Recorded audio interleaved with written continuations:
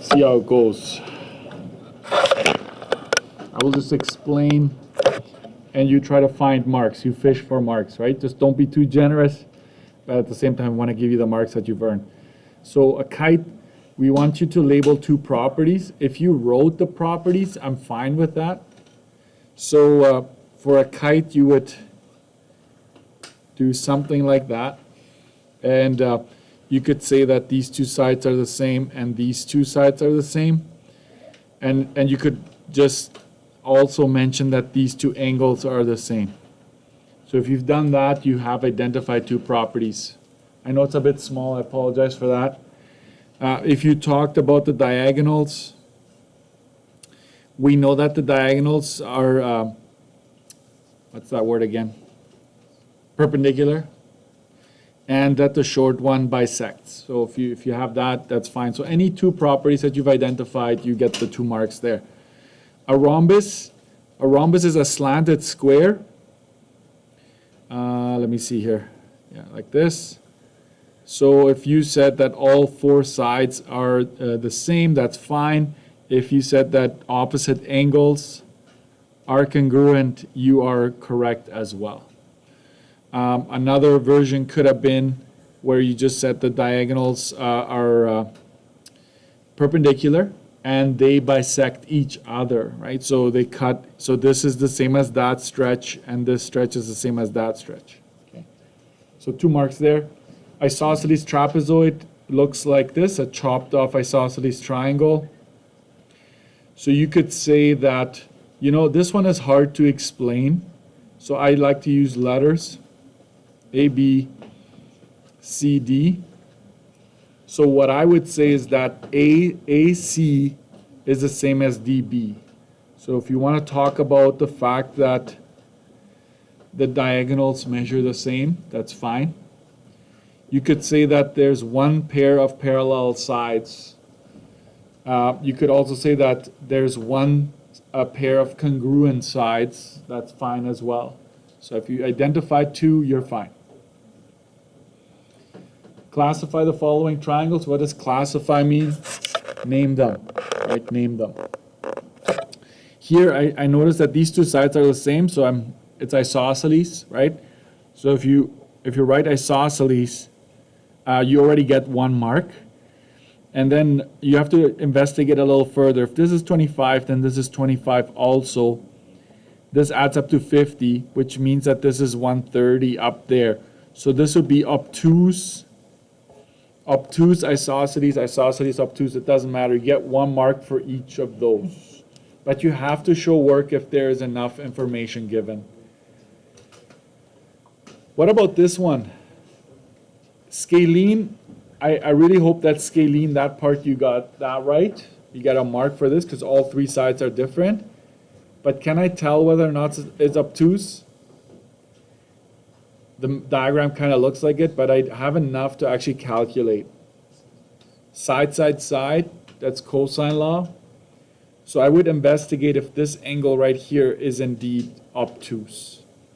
If you said obtuse today, we're going to let it go. Okay, we're going to let it go, but technically I would want you to calculate. So 4 marks in total for question 4. So if you're keeping track for every question, this one is 2 and 2, right? Oh, I didn't really show you how to do this. Just gonna omit this one.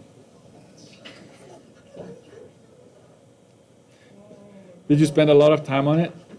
Okay, so this is, if you're interested, I've never seen this on the exam. I don't think they expect you to. But what you would do is you would go like this. 18 minus 12 is 6. What do you have here? You've got a right triangle. You can go Pythagorean theorem. So this would be 8 squared minus 6 squared. Take the square root of that. So that's 64 minus 36. It's 28. Square root of 28. This is 5.29. I should give you at least a bonus, right? So if you get 5.29, you get plus 1. The area, did you know how to find? I guess you could break this into a rectangle and a triangle and then add them up. So, but the shortcut for the area of a trapezoid is long side plus short side, so these are A and B, times the height divided by 2. That's another way of doing it. So let's see here. This would be 12 plus 18 times the height, which I determined is 5.29. All of that divided by 2. So let me just do this real quick. This is 30 times 5.29 divided by 2. It's supposed to be 79.35.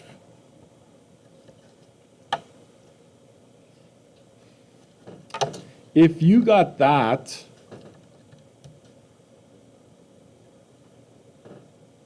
I will give you plus 2 for that one, because that's a lot of extra work you had to do. For me to just sweep it under the rug, I don't think that's fair to you. So if you got the height, we'll give you plus 1. So we'll take care of this at the very end. Okay, we'll add this to the very end. So 1 and 2, so potentially 3 bonus marks. Let's keep going. What's that?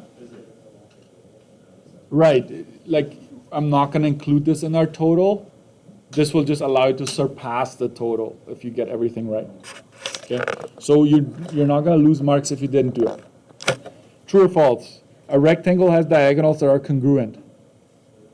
True. The diagonals in a kite bisect each other. False, because it's not each other, it's just the one. Okay. A parallelogram can also be a square. Yeah. A parallelogram could be a square. Can. If you said all parallelograms are a square, that's a problem. Okay? So this is true. All squares are parallelograms. That is actually true. All squares meet the criteria to be a parallelogram. A parallelogram has two pairs of parallel sides, opposite angles are congruent, the diagonals bisect, all of that stuff. They meet all of that criteria. So do you remember yesterday we filled in the square, we filled in everything? Okay, the square just has it all, so it can actually be a parallelogram. A rhombus has 4 congruent angles. False. A rhombus does not have 4 congruent angles because these are the same and these are the same, right? That is true. But other than that, we can't say all of them are. So 5 marks for this part. Yes, each question is worth a mark there. So 2, 4, 6, and 4 is 10, and 5 is 15. So if we don't count the bonus, you could score 15 total plus the 3. Sharma, please report to the main office, please. Sharma to the main office. You could technically get 18 out of 15 on this page if you did everything right so far. Okay, I forgot the units in my bonus, but I hope that you only give yourselves full marks if you have the units correctly, okay? Here we've got the sum is 900, so this would be 900 is equal to n minus 2 times 180. I will give you a mark for that initial setup already. Then you need to divide both sides by 180. I hope this works out because I just made it up, right? But that, I think it's all right, yeah. And so we'll give you another mark if you get to this point. Today I'm just handing out marks left, right, and center. And another mark for getting it to the 7. If I asked you what's the name of this? Hexagon? Nope. Heptagon. It's hepta. So 3 marks instead of 2 marks. We'll make this worth 3 marks. To make it easier, I want to see those steps, okay? 3 marks, got it? Next. Which one do you want to, I'm going to start with counting. 1, 2, 3, 4, 5, 6. N is equal to 6. X is a central angle, correct? It's a central. So to find x, I'm going to go 360 divided by 6, which is 60 degrees. That's done. Then I'm going to talk about y. Y is an interior angle, correct? So to find angle y, I'm going to go n minus 2, so 6 minus 2 times 180 divided by 6. I don't recommend doing this all in one shot, but you should get 120 degrees. Okay, so 1 mark for x, 1 mark for y, and then z is what? Exterior. So you've got a choice now. The way I approach this, you can either go 180 minus this, or you can go 360 divided by n.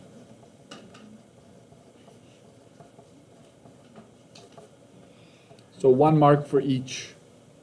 So this will give you 5 marks on the back side, right? 5 marks for the back side. And so 5 and 15, that's a nice round 20. Yeah. This one is, oh yeah, because I changed it, yes, sorry. 3 and 3 is 6. Thank you. 6.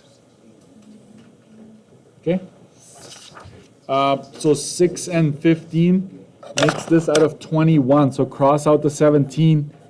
Just have it a 21 at the top. And you could score 24 out of 21 if you got the bonus and you got everything else correct.